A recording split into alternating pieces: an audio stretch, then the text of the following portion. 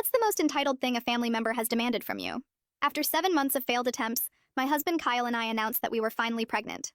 Everyone erupted with cheers, except for my sister Jacqueline, who smashed her wine glass against the marble counter. "How dare you!" she shrieked. "You know how long I've been trying for a baby. I deserve to be the first." Mom tried to tell her 19-year-olds aren't ready for a baby, but Jacqueline refused to back down. She grabbed her purse, then dramatically stormed out yelling that I better abort my baby within 1 week, or else she's getting the police involved. The next morning, she showed up at our door with printed pages from abortion clinics, shoving them into Kyle's chest while he was still in his boxers. "I made appointments for her at 3 different places," she announced to our entire cul-de-sac. "She just needs to pick one." When Kyle tore up the papers, she called the whole family demanding an emergency intervention.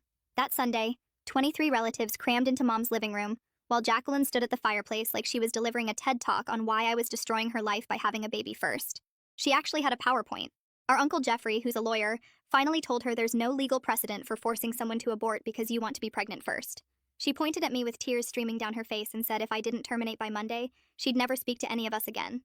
But we called her bluff, and all 23 of us told her, "See you, Felicia."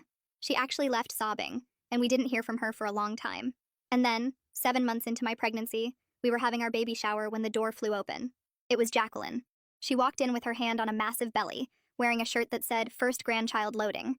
Everyone went silent. Mom dropped her cake knife. "Surprise! I'm almost due," she announced, spinning around so everyone could see. "I got pregnant right after that horrible meeting where you all betrayed me. I'm 10 weeks away from giving birth." Nobody was impressed, and when I decided to screw with her and mentioned my due date that was 8 weeks away, her face turned deep red with anger. She grabbed my arm and whispered the dates didn't matter because she'd make sure hers came first, then left before anyone could respond. My mom called me that Tuesday bawling her eyes out. She'd found out from Jacqueline's roommate that Jacqueline had been taking black market labor induction substances she'd bought from some website in Romania, risking her baby's life to deliver before me. Now, Jacqueline was in the ICU, but not because of the substances. Turns out, Jacqueline had found some girl on Craigslist whose mother used to be a midwife in the Philippines, and paid this girl to perform a C-section in her living room. The girl kept refusing, saying Jacqueline was only 31 weeks. But my sister threatened to do it herself with kitchen knives if she didn't help. They used box cutters sterilized with vodka. Jacqueline lost so much blood that her neighbor saw it seeping under the apartment door. The baby somehow came out alive, but he was purple and barely breathing. They both nearly died in the ambulance. The baby went straight to the NICU on a ventilator, and Jacqueline needed a full hysterectomy. She'd never have another child. When she came to, the first thing she did was call me from her hospital bed. "You did this," she gasped through the oxygen mask.